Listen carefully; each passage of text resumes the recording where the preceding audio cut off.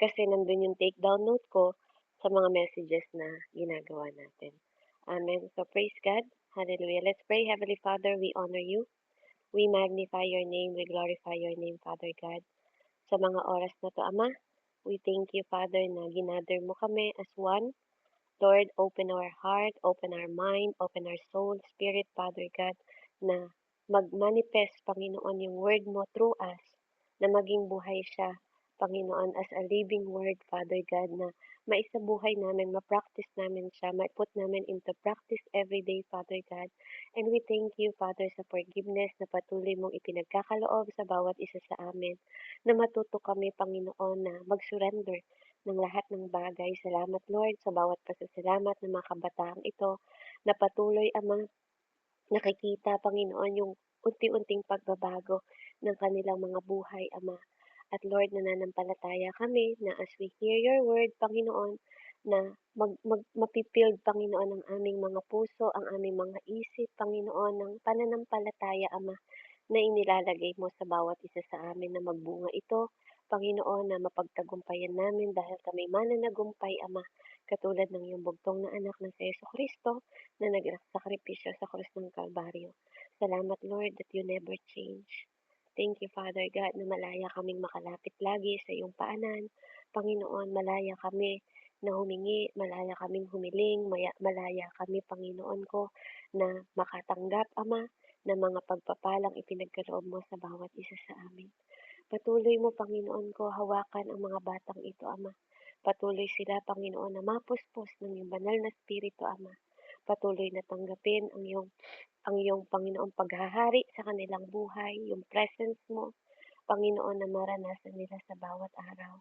Ama, maraming salamat po sa protection mo sa mga batang ito at patuloy nawa hakbangan nila ang kanilang mga naririnig, Panginoon, na mula sa iyong banal na salita sa to glorify your name, Panginoon. Kaya maraming salamat po sa wisdom, knowledge, and understanding na ipagkakaloob mo. Gamitin mo lang ako na maging vessel, Father God, sa oras na to. Gamitin mo lang ang aking bibig na magpahayag ng katotohanan, Panginoon, at itanim mo sa pinakamatabang parte ng kanilang mga puso ang kanilang naririnig, Ama.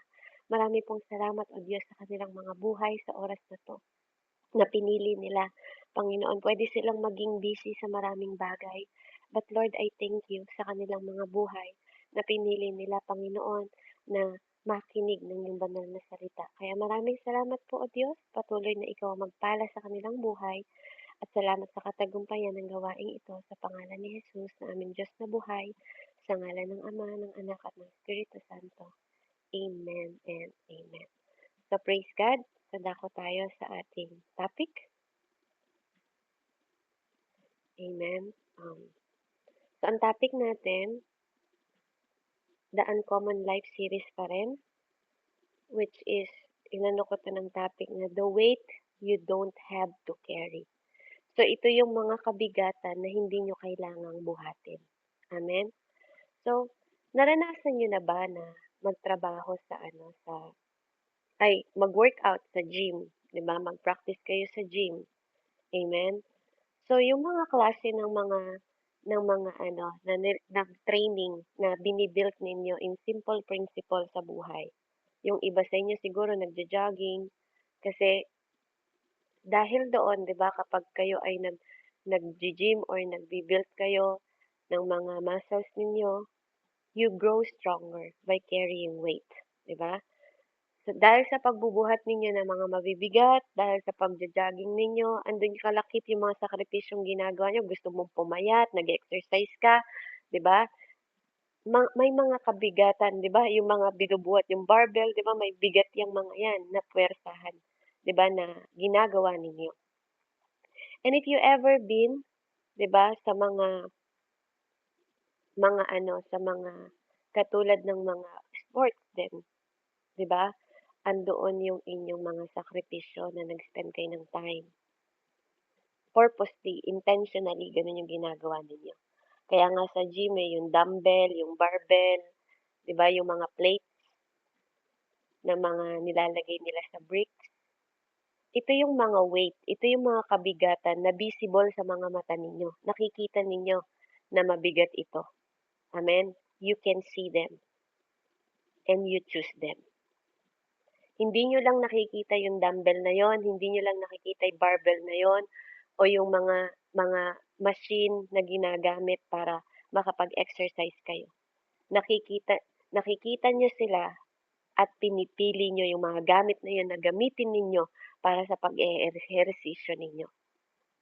Amen? At dahil doon, nai-stretch kayo at nabibuild kayo. Nabibuild yung inyong resistensya, nabibuild yung inyong physical body. Amen. Sa lahat na nagpapasexy dyan, nagpapamacho dyan, bilang mga kabataan, nagsisimula kayong maging conscious. O kung hindi nyo naman to ginagawa, nakikita nyo yung mga tao. Amen. Na habang ginagamit nila ito ng tama, amen, ng tama mga kabataan, habang ginagamit ito ng tama, nagiging malakas sila at nagiging healthy sila at nagiging more resilient. Amen? But, we know that life has other type of weight.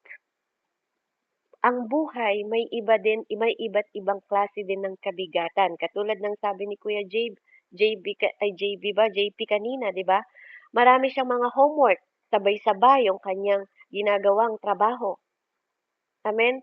Marami kayong iba't ibang kabigatan. May mga project kayo, kailangan nyo mag-review, may mga ginagawa kayo. Minsan nga, sinasakripisyo nyo pa yung mga ibang bagay para lang magawa ninyo yung inyong mga gagawin.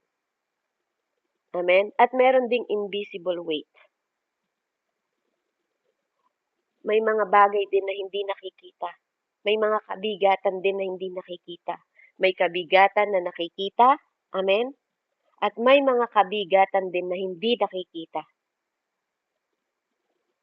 Na sinasabi dito sa mensahe natin, when you use correctly, pag nagamit mo ng tama,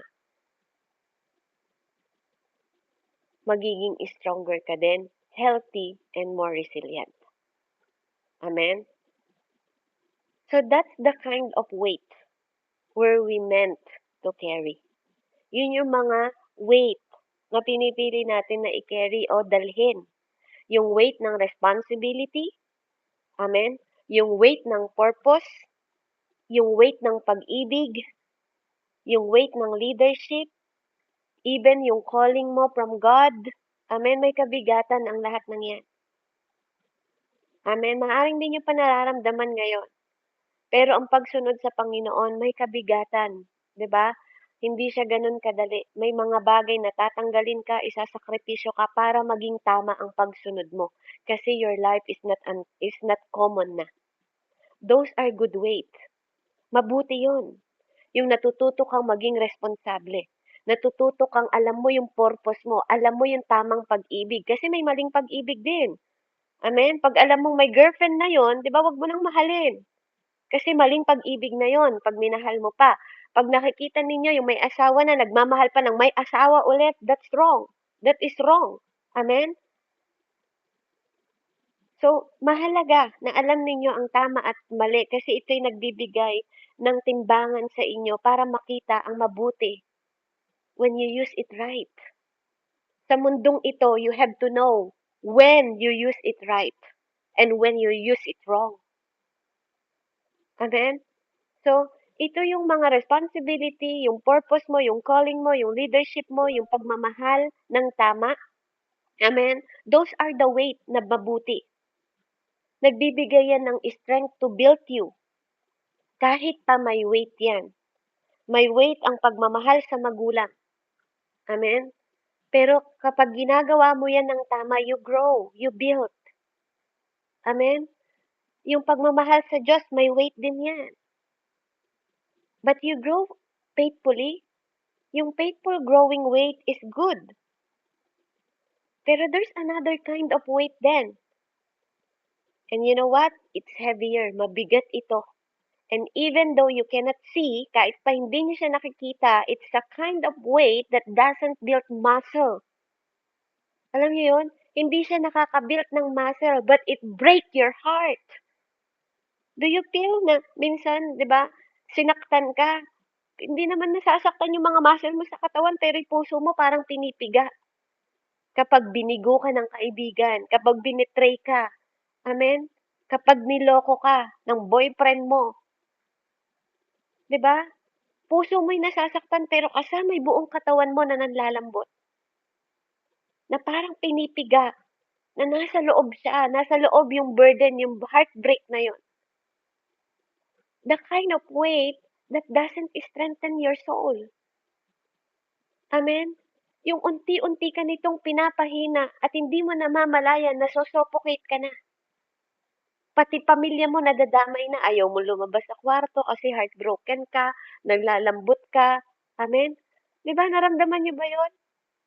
Kapag galit ka, lahat bitter ka na, mukha ka ng ampalaya, di ka na makausap, di ka na rin makasagot ng magalang sa mga magulang mo kasi there's a weight. Amen? Ng bitterness sa soul mo. Amen? Kaya nga yung it's a weight of yung mga bagay na nakakapagpabigat sa inside you, yung bitterness, yung guilty mo, pag guilty ka na may ginawa ka, 'di ba? Ang hirap kumilos, para bang ang bigat-bigat ng katawan mo, ang bigat sa loob mo. Wala siya sa labas eh. So there's a two-way na invitation, 'di ba? Ito yung pinakaloob mo, yung guilty, yung kahihiyan, pag napahiya ka, 'di ba? Sa eskwelahan ninyo, pag may ginawa ka sa eskwelahan ninyo, it is shame, kahihiyan. Or yung pagsisisi, nagregret ka sa bagay na dapat hindi ko yun ginawa pero nagawa mo. It is weight. Amen? That you're trying to control everything and everyone. Sometimes you try to control everything sa buhay mo. And it's a weight. And sometimes you try to control everyone. Kahit tao gusto mong i-control. Kahit kaibigan mo gusto mong i-control. And it's give you weight. And here's are the things. Amen? Hindi ka nabibuilt na i-carry yung mga yon. Hindi ka mabibuilt. Kapag yun yung mga kineri mo, yung mga weight na yon, yung bitterness, yung guilt, yung shame, yung regret, di ba, yung controlling everything, hindi ka nito mabibuilt. At hindi ka tinawag para i-carry mo lahat yon. Kaya maging mindful kayong mga kabataan para wag kayong makaisip ng mga bagay na hindi nyo dapat ginagawa. Kaya maraming kabataan ang napapariwara, humahanap sila ng mga sasandalan kasi sa mga weight na to. Maging mindful kayo, maging matalino kayo.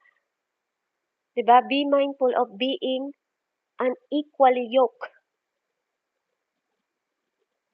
Amen? Maraming mga tao ang nagsasabi about equally yoked na relationship. Pag sinabing equally yoke, alam niyo yung nilalagay sa, yung yoke, yung nilalagay sa leeg ng kalabaw, alam niyo yun? Yung yoke, para mabuhat nila yung kanilang kariton sa mga probinsya, 'di ba? Ikinakawit yun sa leeg nila. Dito sa ibang bansa, dalawang baka kailangan, dalawang kalabaw, dalawang bull ang kailangan para maging equal, pareho. Kumbaga sa tao, parehong magkasama equal. Sabi sa 2 Corinthians 6:14, but we rarely talk about how many of us are ready yoke burden we're never meant to carry. Amen? Kasi sabi sa 2 Corinthians 6:14, do not be yoked together with unbelievers. Pahanap nga sa Tagalog, 2 Corinthians 6:14, sabi dito, do not be yoked together with unbelievers. For what do righteousness and wicked have in common? Or what fellowship can light have with darkness? Amen? So, meron bang nakahanap sa inyo? Second, para makaano kayo sa bahagi ng mensahe natin. 2 Corinthians 6:14, pahanap nga po sa Tagalog. Kung wala kayong Bible, tingnan niyo siya sa Google ninyo. 2 Corinthians 6:14 Tagalog. Ito yung mahirap sa atin kasi minsan hindi natin alam kung sino yung kailangan nating maka-same ng yoke. Nakita niyo po ba? 2 Corinthians 6:14. Opo. Amen. Yes, sige po, pabasa. Huwag kayong makipamatok ng kabilan sa mga di nagsisisampalataya, sapagkat anong pakikisama, mayroon ang katuwiran at kalikuan, o anong pakikisama, mayroon ang liwanag at kadiliman. Amen. Yun lang. Amen. So nakita ninyo, bakit tayong mananampalataya, hindi tayo pwedeng makipag-equal yoke sa mga hindi mananampalataya? Bakit, Ate Shin? Kasi yung paniniwala nila Kuya JD, hindi pareho ng pananampalataya natin. Nabasa ninyo sa Bible, nabasa ni Kuya Jess at narinig ninyo ngayon. Bakit kailangan maging matalino kayo ng pagpili ng mga kaibigan? Kasi hindi katulad ng integridad na tinatayuan ninyo ang katulad ng integridad na tinatayuan ng mananampalataya na. Kaya uncommon life ang buhay ninyo. Ang buhay ko, ang buhay ng mga mananampalatayang pamilya natin. We cannot be equally yoked sa mga taong walang Diyos. Kasi hindi nila alam yung tama at mali. So kapag tayo nakipag-hook tayo sa kanila, 'di ba? Yung nilagay natin yung yoke na yon, yung pamatok na yon na katulad ng sa kalabaw na nilalagay sa ulo, mamamali tayo ng daan. Amen? Kasi hindi sila katulad ng pananampalataya na meron tayo. Kaya wina-warningan tayo na maging mindful tayo sa unequal yoke natin. Kapag unequal, o ibig sabihin hindi natin sila kapareho, hindi tayo pwedeng magkaisa ng daan. 'Di ba, Kuya Jess? Halimbawa, ang gusto ng kaibigan mo, mag-inom kayo. Dahil Opo. mananampalataya ka na, ang gusto mo, wag kayong mag-inom, 'di ba? So, anong mangyayari? Kung pareho kayo, for example, halimbawa, Kuya, imagine ninyo mga kabataan, may nakalagay na parang ganun sa kalabaw sa leeg ninyo, na pinapatong. Pag magkaiba kayo ng daan, Kuya Jess, anong mangyayari sa inyo? Ano po, hindi kayo mapupunta sa same direction. Like Yes, magkaiba kayo ng patungan. yes, Yung isa hindi, sa bad ways, then ikaw sa good ways. Kung yes, magkaiba kayo ng bisyo like lifestyle. tama. That's right. Hindi pwedeng pumunta yung isa sa right at yung isa pumunta sa left. 'Di ba? Hindi kayo naka-realign. Ibig sabihin, unequal yoke kayo. Paano nyo mahihila yung weight? Yung carry na daladala ninyo, for example, yung wagon o yung kariton na daladala ninyo sa likod kung magkaiba kayo ng daan. Yes, Ate Nessa? Ate Kylie? Lilipat lang po ako ng gadget kasi po wala pong tatao sa baba. Okay, okay, okay. Be right back po. Kaya yun ang nakikita natin. So yun yung dalawang type ng yoke. Meron tayong dalawang type ng yoke na pag-uusapan natin dito. Una, yung yoke ng world. Yoke of the world. Religion and self. Okay?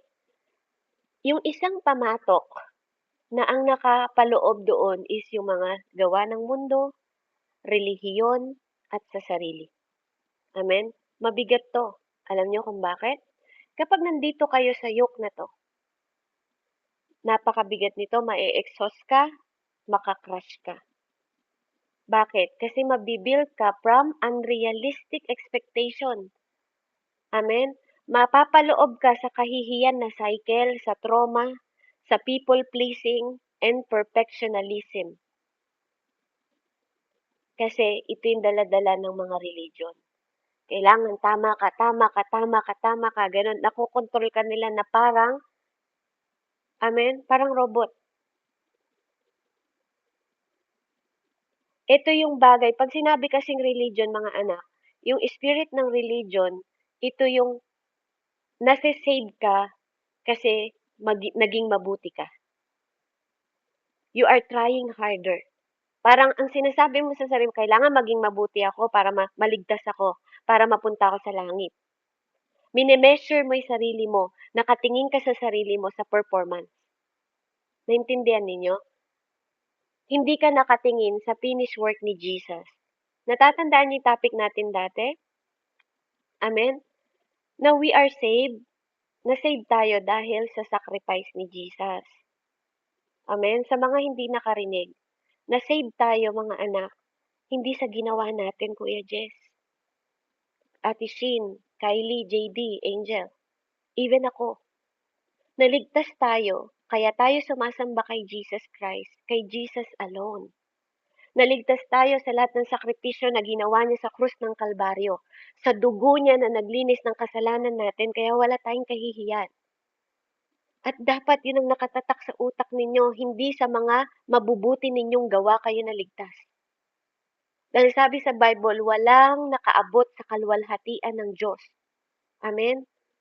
Kaya nga yung bugtong na anak ang dinala ng Panginoong Ama dito sa mundong ito. Kaya nababasa ninyo yung John 3:16 na laging sinasabi, For God so loved the world that He gave His begotten and only Son, that whoever believe will not perish, but have eternal life.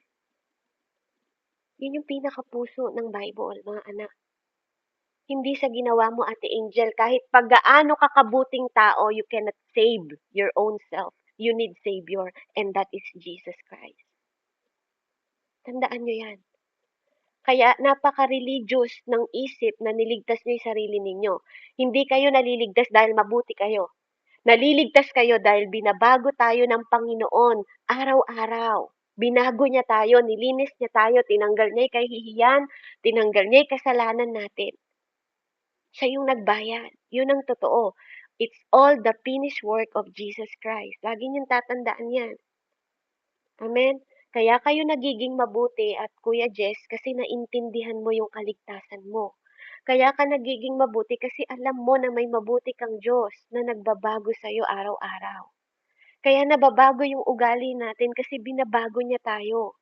There is a Holy Spirit na nasa loob ng katawan natin na nagpapaalala sa atin ng tama at mali. Amen? Yun yung power of God. Yung pag-ibig ng Diyos sa atin ang nagpapaalala sa atin na we need to love Him with all our heart, all our soul, and all our mind. And we need to love our neighbor as we love ourselves. That is the greatest commandment ng Diyos. Mahalin natin ang Diyos at mahalin natin ang kapwa natin. Amen? So yun yun. Kapag ikaw nakatitik, kaya ka matalino dahil sa sarili mo, that is self-righteousness. Kaya mo nakakayanan lahat. 'Di ba? Kaya ka, pag nakatingin ka lagi sa sarili mo, magaling ako kumanta, nagpe-perform ka. Naintindihan ninyo? Kapag ikaw yung klase ng tao na wala ka nang ginawa kundi makisama sa tao para lang magustuhan ka nila, you are people pleaser. Piniplease mo yung tao, hindi mo piniplease yung Diyos. Kapag kumikilos ka sa rule ng mundo at hindi sa rule ng Diyos. Amen? Yun yung type ng isang yoke na nagpapadala ka sa daloy ng mundong ito, ng religion at ng sarili mo. Nagiging selfish ka. Ang selfish na tao, di ba, gino-Diyos mo yung sarili mo. Kasi feeling mo, ikaw ang dahilan ng lahat. Bakit ka matalino? Ba't ka magaling? Ba't ka may talent? Nakatingin ka sa sarili mo, ako yun. You are idolatry. You are idolize yourself. Nagtatry hard ka sa lahat ng bagay kasi kaya ka napapagod, kinokontrol mo lahat. Kinokontrol mo yung sitwasyon, minamanipula mo yung ibang tao, hindi mo namamalayan. Nagpe-perform ka na. And that's the yoke na mahirap. Nagsisimba ka lang kasi feeling mo, mababawasan yung kasalanan mo pag nagsisimba ka. Mga anak, hindi masamang magsimba. Pero pag ang dahilan mo is pang sarili lang, doon ka matakot. Amen? Kapag ang dahilan mo sarili mo na lang, hindi ang Diyos ang dahilan mo. Mali pa rin yung dahilan mo kapag hindi ang Panginoon. 'Di ba? Nagsisimba ka kasi gusto mo ma-please si God. Hindi para pakita'y bago mong damit, 'di ba? Yung outfit mo sa simbahan, na maganda yung suot mo, 'di ba? Hindi gano'n. Nagsisimba ka kasi you want to praise God, you want to thank God, you want to adore God. Amen? Dahil yun yung desire ng puso mo na makarinig ng salita ng Diyos. That is the right intention. At hindi yun mabigat. Kasi may joy yun sa puso mo, may kapayapaan ka. Pero kung ang dahilan mo, para makita ko yung crush ko, makita niyang maganda yung kulay ng lipstick ko, makita niya yung blush on ko, makita niya na makinis yung mukha ko, sexy ako, mali yung intention mo, pang sarili yun. Amen? Naalala niyo ba noon na magsisimbang gabi ka lang kasi gusto mo makita yung crush mo? 'Di ba? Mali yung mindset mo, mali pa yung puso mo. Hindi na siya about kay Jesus, about na siya sa sarili mo. Nakita niyo? 'Di ba? Yun yung kaibahan, na alam mong si God ang laman ng puso mo. So the another yoke, number 2 yoke is yoke of Jesus. Hindi ka nakayoke sa mundo, sa religion o sa sarili mo. Number 2 yoke is yoke of Jesus. Ito yung nag-share ka. You shared. Nakikipagrelasyon ka sa mga tao na may pag-ibig na galing sa Diyos at restorative. Nire-restore nito. Amen? It is the co-laboring with Christ. Gumagawa ka dahil ginagawa mo to para kay Jesus, hindi lang sa solo struggle mo. Not solo. Hindi ka nag-iisa. Alam mo na siya yung kapartner mo sa lahat ng ginagawa mo. Kaya madali para sa'yo na kahit Kuya Jess may gumawa ng kasalanan sa'yo, madali kang magpatawad. Kasi bakit? Yung puso ni Jesus yung ginagamit mo. Kasi alam mo sa sarili mo na pinatawad ka rin niya. Kaya magpapatawad ka rin. Kahit pa napakasakit ng ginawa ng kaibigan mo sa'yo, you always choose to forgive because you believe na pinatawad ka rin ng Diyos. Hindi ka magtatanim ng galit sa puso mo. Kasi alam mo na mabuti ang magpatawad kasi ayaw mong magdala ng burden sa puso. Kasi alam mo na tutulungan ka ng Diyos na patawarin sila kahit gaano pa kabigat yung ginawa nila. Alam mo sa sarili mo na you don't have to carry by yourself. 'Di ba? Katulad ng sabi ni Kuya kanina, 'di ba? Si Kuya JD, kahit maraming mga nakaatang na trabaho sa kanya, responsibilidad sa kanya, nagdadasal siya. Ibig sabihin, you're surrendering to the Lord na, Lord, eto yung mga trabaho ko, eto yung mga gagawin ko. You are not on denial. Hindi ibig sabihin, dinideny natin na may mabigat tayong problema o may mga pinagdadaanan tayo. But we choose na, Lord, yes, eto po yung mga problema ko. But Lord, help me. 'Di ba? Nakikipag-equally yoke ka sa Panginoon para maging madali lahat. 'Di ba? Hindi mo na lang namamalayan. Tapos na 'yung trabaho mo, tapos na 'yung assignment mo, tapos na 'yung project mo. Kasi bakit? Humingi ka ng tulong sa Diyos. Hindi mo iniisip na solo ka lang sa lahat ng ginagawa mo. Lord, prideful ako. Mataas ang ego kong tao, mayabang ako. But Lord, I ask you na tulungan mo ako, turuan mo ako, baguhin mo ako. 'Di ba? Everything will be light. Magiging magaan. You don't have to carry by yourself. You just need to surrender, to humble ourselves sa Panginoon. Magpakumbaba lang tayo sa Panginoon na nagpapabago tayo. Amen? Kasi whether we like it or not, we will make mistake. Pero ang napakahalaga, wala na tayo dun sa nakababad na kasalanan katulad ng iba. Pero hindi natin kailangan ikumpara yung sarili natin sa iba. You don't have to compare yourself to other people para maging mapagkumbaba ka, Kuya JD. Lagi mong ikukumpara yung sarili mo kay Jesus Christ para magiging humble ka lagi. Hindi sa kapwa mo estudyante, hindi sa kapwa mo tao, hindi sa kapatid mo. Kasi kapag kinukumpara mo yung sarili mo sa ibang tao, mayabang ka pa rin. Kasi bakit ka ba nagkukumpara ng sarili mo sa ibang tao? Kasi feeling mo mas higit ka sa iba. Ganun yun, Ate Kylie. Shin, Jess, JD, Angel, Ate Jolly, even ako. Tandaan niyo yan, pag kinukumpara niya yung sarili niya sa ibang tao, mayabang tayo. That's not humility. Kaya kung gusto natin laging maging humble sa sarili natin, ang model natin, we need to be Christ-like. Yun ang goal nating mananampalataya, maging katulad ni Jesus. At pag katulad ni Jesus ang mindset natin, hindi tayo magyayabang sa iba. Kasi pag kinumpara natin yung sarili natin ng kindness sa kay Jesus, we cannot more than Jesus. Pag yung love natin ang kinumpare natin kay Jesus, we cannot love more than Jesus. Amen? But Jesus can teach us how to love, how to be kind, how to forgive, how to be gentle, how to be mindful. Amen? So, yun yung mahalaga sa pagiging Kristiyano natin.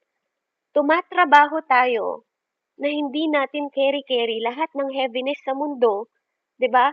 Pero alam natin that someone is leading to us.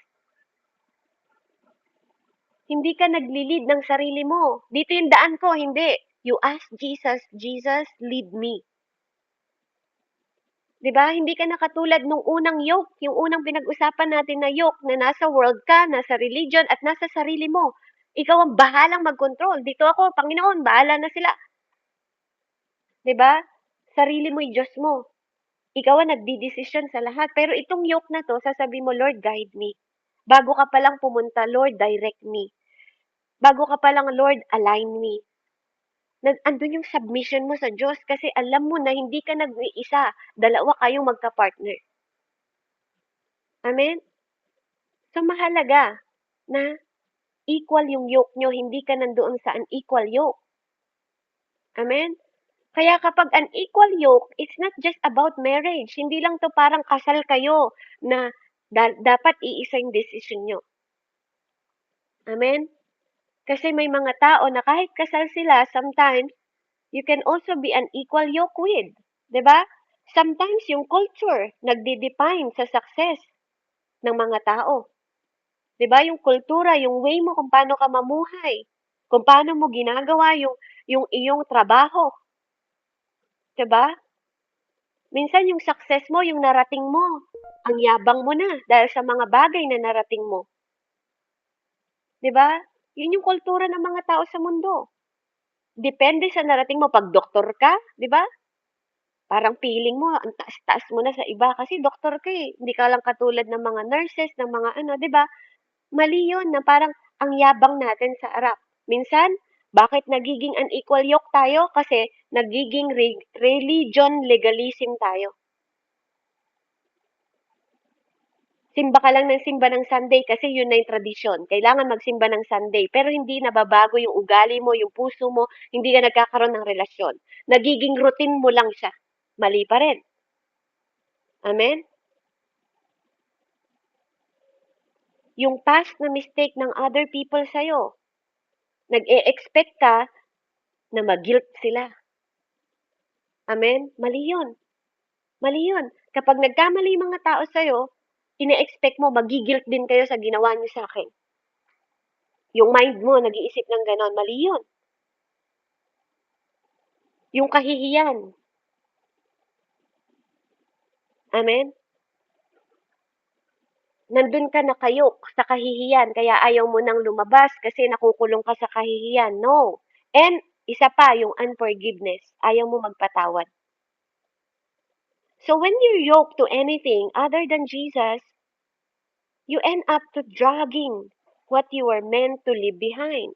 Kapag dito ka nakayok sa mga sinabi ko sa inyo na mga maling yoke at hindi kay Jesus, makikita mo na lang yung sarili mo, hinihila mo na lang yung sarili mo, naiiwan ka na. Yung iba, yung iba masaya sila na namumuhay, ikaw bitter ka pa rin. Nalilib behind ka, nahuhuli ka sa lahat ng bagay kasi, bakit? Ang bigat-bigat ng dala-dala mo na you don't have to carry by yourself. 'Di ba?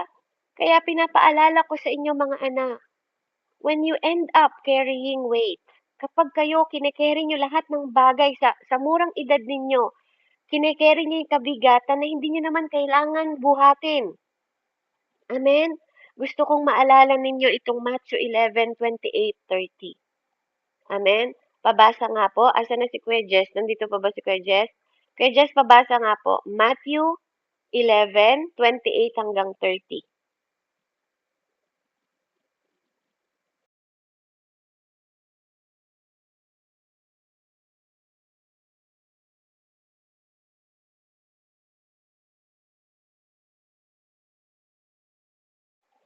Or anyone na free? Matthew 28. Matthew 11:28-30.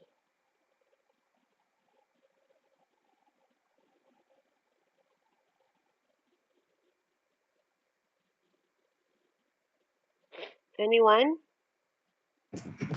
Ikaw na ba, oh. Ayan, 28. Oh, ayan, 28 hanggang 30. Sabi mo muna ikaw na. Ako na lang po. Amen. Sige po. Lumapit kayo sa akin, kayong lahat na nahihirapan at lubhang nabibigatan sa inyong pasanin at kayo bibigyan ko ng kapahingaan. Pasanin ninyo ang aking panutok at patuto kayo sa akin sapagkat ako maamo at may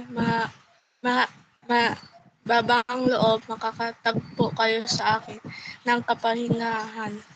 Amen. Hanggang 30 lang. Tama, no? Okay. Sapagkat madaling dalhin ang aking pamantok at magaan ang pasaning ibibigay ko sa inyo. Amen po. Amen. So, praise God. So, narinig niyo yun, ano? Yung pamatok, ibig sabihin, yung yoke na pinag-uusapan natin. Amen? Sabi niya doon, come to me. Si Jesus mismo yung nagsasabi nito. Kung nabibigatan kayo, come to me, all you are weary and burdened. Sa lahat na nabibigatan, and I will give you rest. Bibigyan ko kayo ng kapahingahan.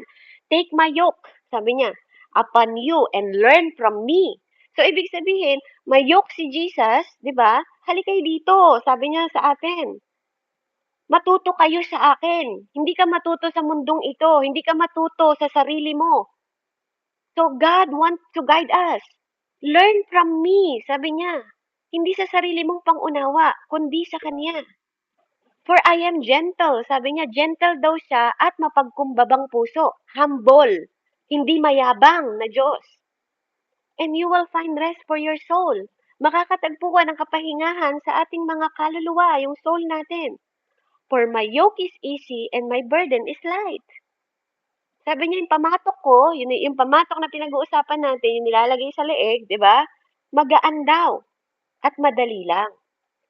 So, ang problema sa ating mga tao, ang problema sa ating mga kabataan, di ba? Hindi tayo nakikipag-yoke sa Diyos. Hindi dahil bata kayo, hindi kayo kailangan sumunod sa Diyos. Sa murang edad ninyo, matutunan ninyong sumunod sa Diyos. Amen? Kaya kayo mamamali ng daan kasi hindi maituturo hindi na ituro sa ibang kabataan ang makipag-yoke kay Jesus. Amen? So kung nabibigatan ka, yoke to Jesus. 'Di ba? Kahit pa pain 'yan ng ginawa nila sa iyo, yoke to Jesus. Kapag guilt 'yan, amen? Guilty ng mga ginawa nila sa iyo, yoke to Jesus. Kapag pressure 'yan, pressure sa lahat ng ginagawa mo sa buhay mo, ginagawa mo sa eskwelahan, ginagawa mo sa pamilya mo, minsan nape-pressure ka din sa mga magulang mo, yoke to Jesus. Kapag bitter ka, yoke to Jesus. Pag may insecurity ka sa sarili mo, na laging may bumubulong sa'yo, di ka naman magaling eh, you're not enough, hindi ka sapat, yoke to Jesus. Amen? Kasi si Jesus, yung version na binibigay ni Jesus sa atin has already set us free. Kaya nga born again tayo. Remember, our uncommon life, the beginning, tinuro ko sa inyo, yung identity ninyo is to Jesus Christ. Hindi sa mundo. Huwag niyong hayaan na i-define kayo ng mundong ito. Kaya kapag lumalakad tayo kay Jesus Christ, we have to yoke with Him, makipag-partner tayo sa Kanya. Amen? So, ang spiritual application natin, Jesus is not offering no yoke. Hindi siya nag-o-offer ng walang yoke. He's offering the right one. Amen? He's offering yung tamang yoke na dapat nakakalawit sa leeg natin kasabay niya, kasama niya, katulong niya. Hindi niya sinasabing mag-isa ka lang. Shin, kahit bata ka pa, kahit ano pang edad mo, hindi niya sinasabing mag-isa ka lang. Bata ka pa lang, may angel ka na, alam ng Lord yun. Nasa sinapupunan ka pa lang, alam na ng purpose mo, alam na ng Diyos ang purpose ninyo. Kaya habang lumalaki kayo, kapag tama ang yoke ninyo, tama ang pupuntahan ninyo. Pero tingnan niyo mga kabataan, pag mali ang yoke nila at hindi sa Diyos na kayo, saan sila napupunta? Sa addiction, sa alak, sa maling barkada. Anong nangyari sa buhay nila? Napapariwala sila. Yung ibang mga babae, maagang nabubuntis. Bakit? Mali ang yoke nila. Amen? Hindi naman tinatanggal ng Lord. Pag sa spiritual application natin, God, hindi niya tinatanggal yung yoke natin. Hindi niya nire-remove yung responsibility mo. May responsibility ka pa rin. Shin, may responsibility ka pa rin, Kylie, Angel, Jess, JD, Ate Jolly, even ako, may responsibility pa rin ako. Hindi nawawala yung responsibility natin sa mundong ito, pero nire-reposition lang ng Lord ng tama, Kuya Jess.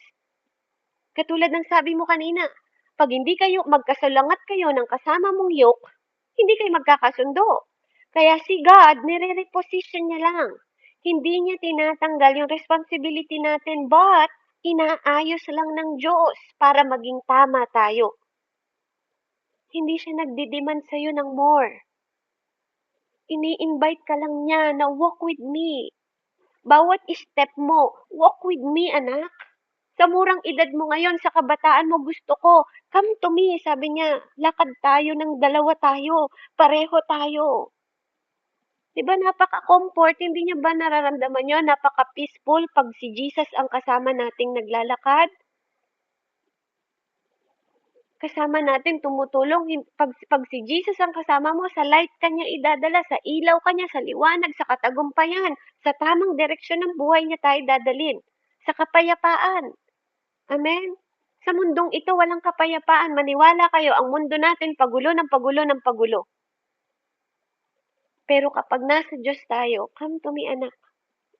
Hindi niya, come to me. Pag sinabi ni Lord na, come to me, hali kayo, sabi niya sa verse na binasa natin. It is a command. Utos ito, command ito para i-realign niya tayo sa tamang yoke. Amen? At si Jesus mismo ang nagsabi sa atin, I will give you rest. Bibigyan ko kayo ng kapahingahan. Amen? Kaya, yung iba sa atin, dinadrag natin yung sarili natin. Yung silent battle natin, nagsasarili tayo. Yung mga secret na burden natin sa loob natin, sinasarili natin. Kaya minsan maraming tao nagpapakamatay na lang kasi hindi nila sinishare. Amen? Yung old expectation natin.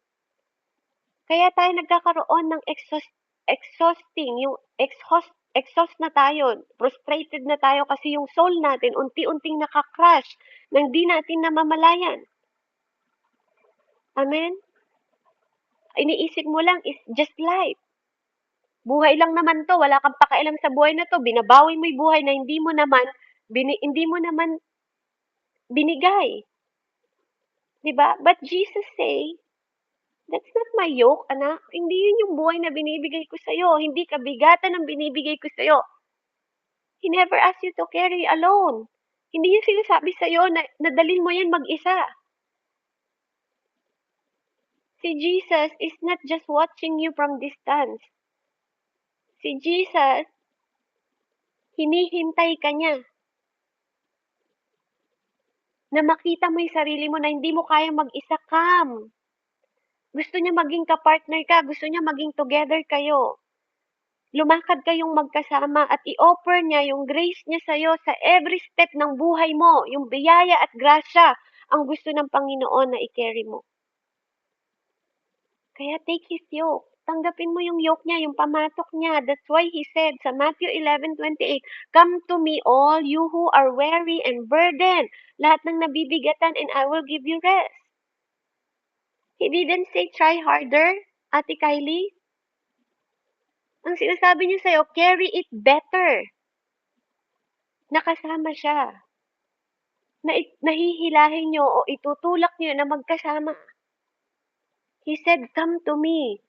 Dalin mo sa akin lahat ng weight na yan. Dalin mo sa akin lahat ng kabigatan na yan. Bring me your burden. Yung assignment mo, yung project mo, yung nanay at tatay mo, yung relasyon mo, yung problema mo, yung financial provision ninyo. Dalin mo sa akin lahat. Yung unforgiveness mo, yung guilty mo, yung control mo sa mga issue, yung mga breaking heart mo, yung lahat ng yan. Because you don't have to carry that by yourself, Kuya Jess, Angel. I'm here, sabi ni Jesus. Nandito ako, hinihintay lang kita na isurrender mo lahat yan.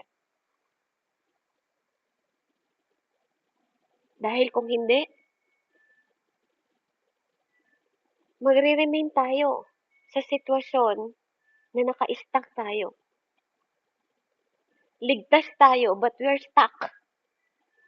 We're still carrying the weight na hindi naman dapat tayo ang magbuhat, mag-isa.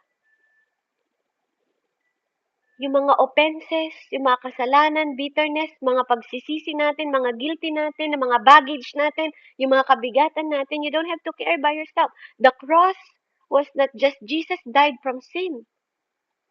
It's where He carried our weight. Lahat ng weight kinary ni Jesus Christ. Hindi lang yan simbolo. Sinusuot niya yung kwintas na yan, nakikita niya yung mga cross na yan. Hindi lang yan simbolo. Amen?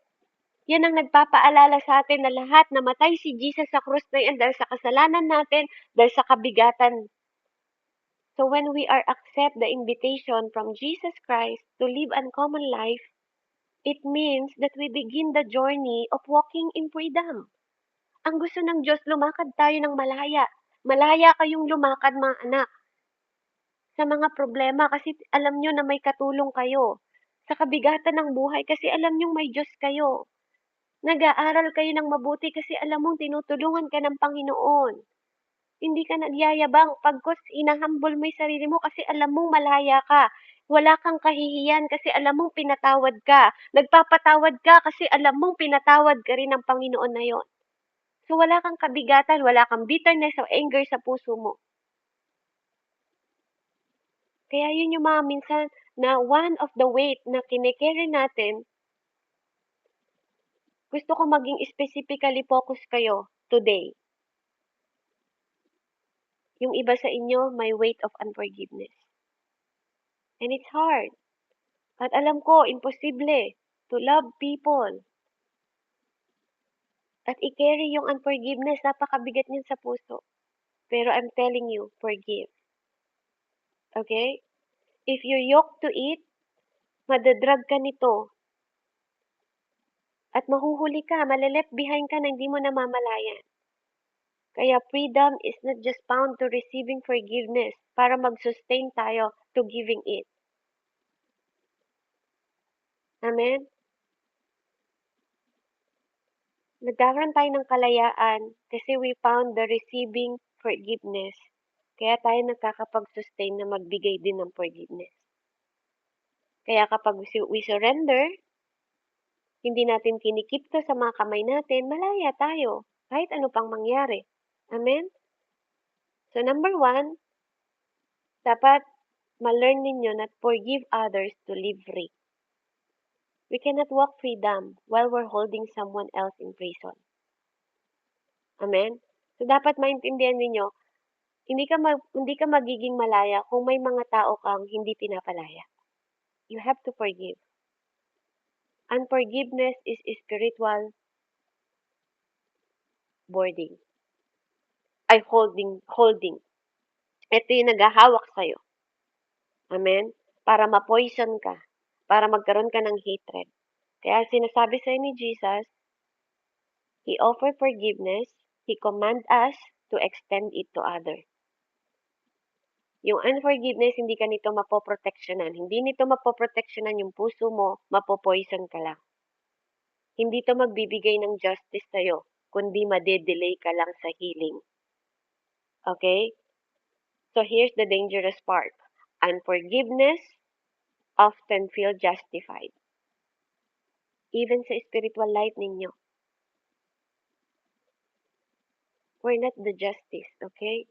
I-let go nyo yung unforgiveness.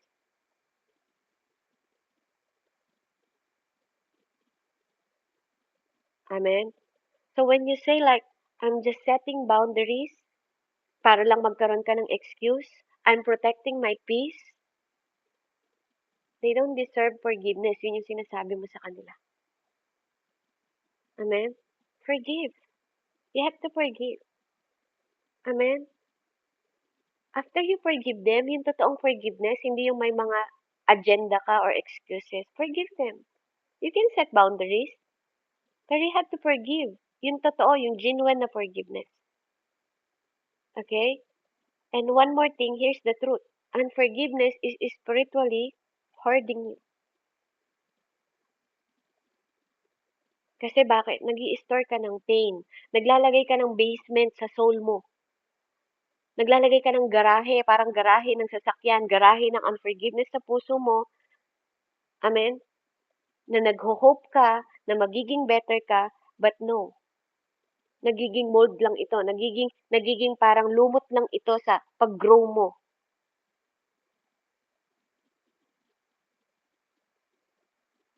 Hindi mo lang to nararamdaman, pero ito'y nangyayari sa'yo. Kumbaga, parang sa kasal, di ba, nagli-leak yung kanilang marriage kasi nadi-distorting, naiiba, nadi-disalign yung pagtitiwala nila. Nagiging tinatamad na sila, hindi na sila nagiging sensitive sa spiritual. Kasi they're not walking with Jesus. Amen? So, napakahalaga nun.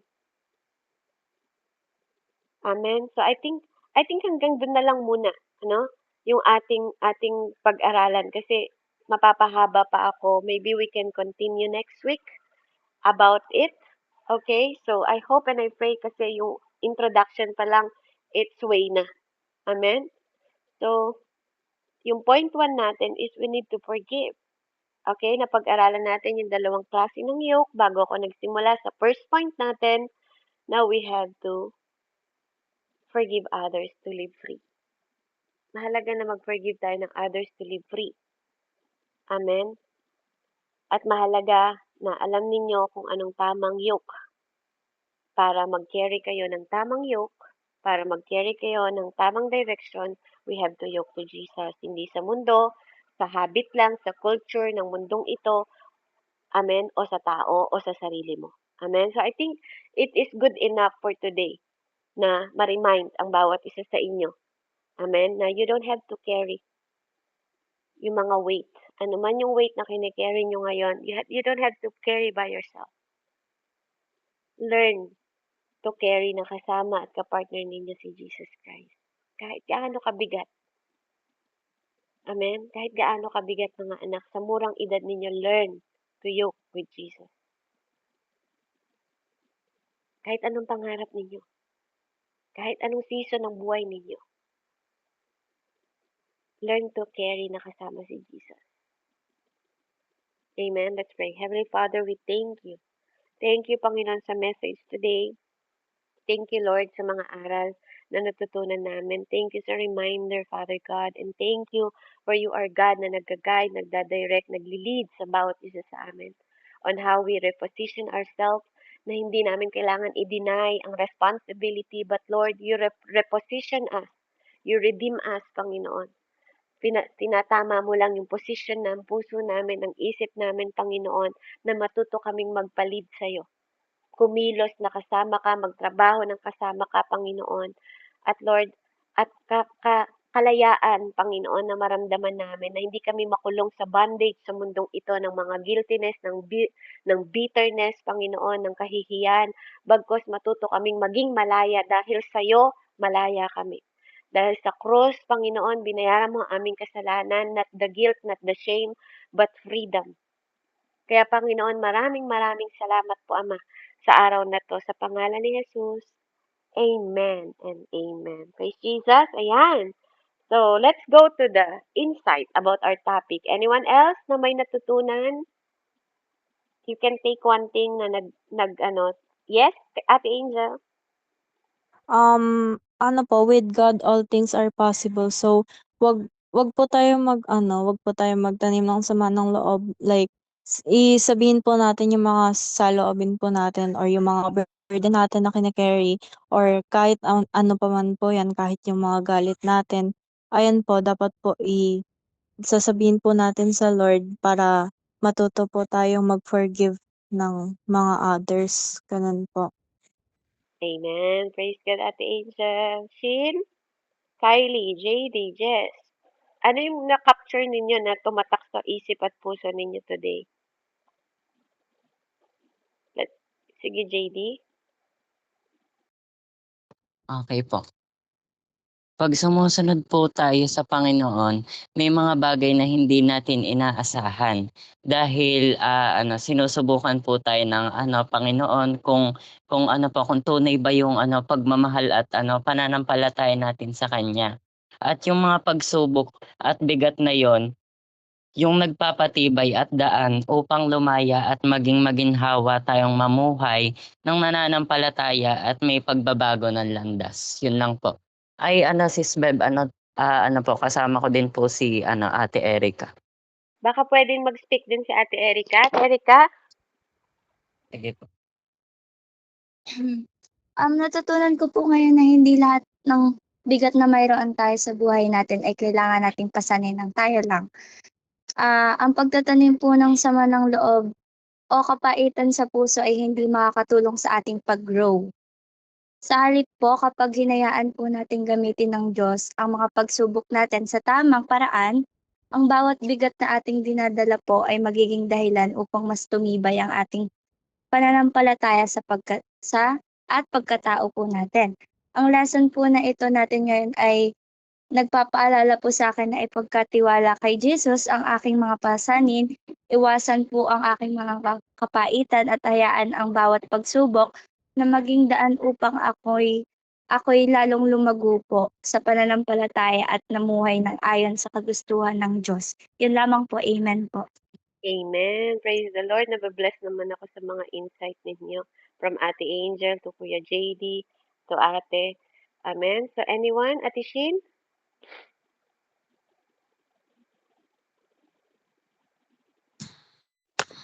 Ang natutunan ko po ay dapat po pumili tayo ng kaibigan na kakilala din po sa Panginoon. Kasi pag ang kaibigan po natin ay hindi natin kapareho, maliligaw po tayo, magiging mali na po ang buhay natin. Katulad po ng kuya ko po, kaya pumili po tayo ng kaibigan na tama. At ang isa po na natutunan ko po, dapat po sa Lord po tayo manglingkod o sumunod. Wag po sa ibang tao, wag po tayo maglingkod kasi gusto po natin na tayo yung makita dapat sa Lord, maging dahilan ng ating panlilingkod. At habang bata po tayo, dapat matuto na po tayo sumunod sa Diyos. Tapos po, yung dapat marunong po tayo magpatawad kasi tayo rin po pinatawad mo ni Lord. Amen po. Yan, ikaw talaga, Shin. Binanggit mo pa si kuya mo. Amen. So praise God. Ano po? Salamat sa amin sa insight, Ate Shin. But tama 'yon, no? Mamili kayo ng tamang tao or 'di ba kayo ang magdala sa kanila, hindi kayo ang dadalhin nila. Makisama kayo pero huwag kayong makisama. Mahalaga 'yon. Amen. At 'yun nga yung equally yoke na binasa kanina ni Kuya Jess. Anyone else? Kuya Jess, Ate Kylie, kayo na lang dalawa.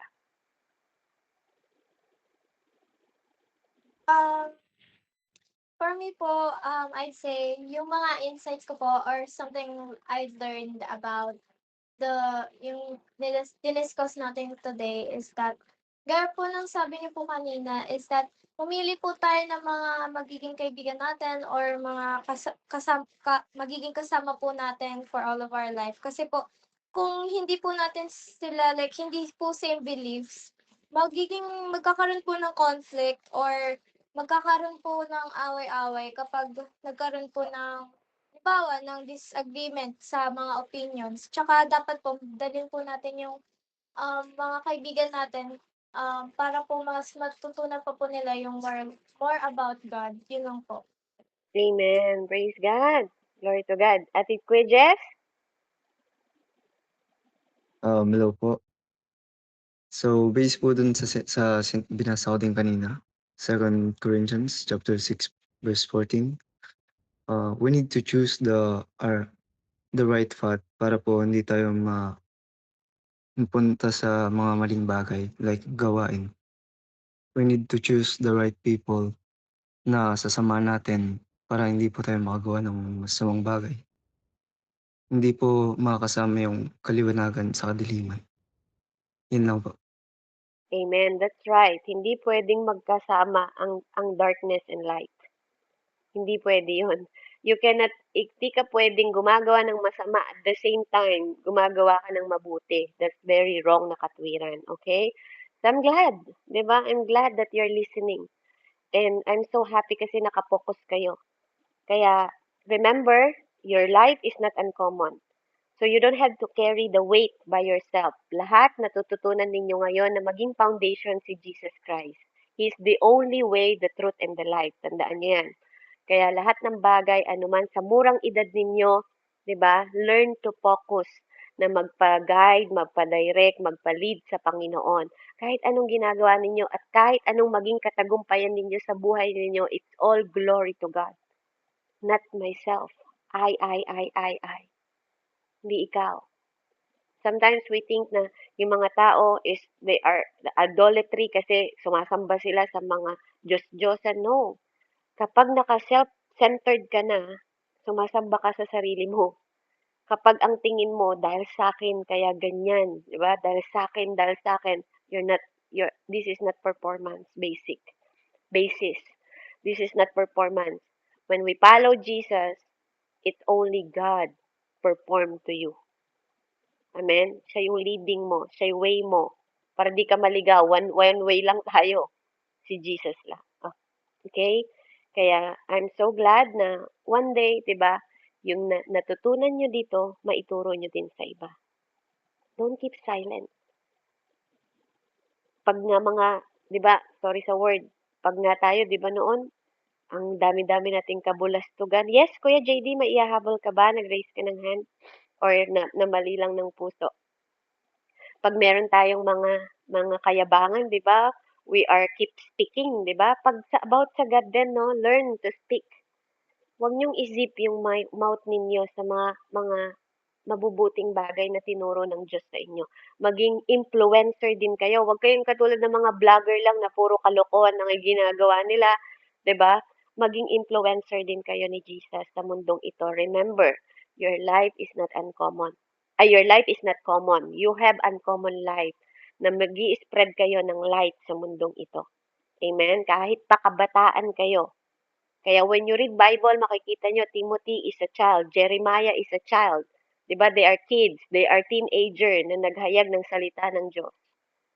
Si David din, bago siya naging hari, he is a teenager actually.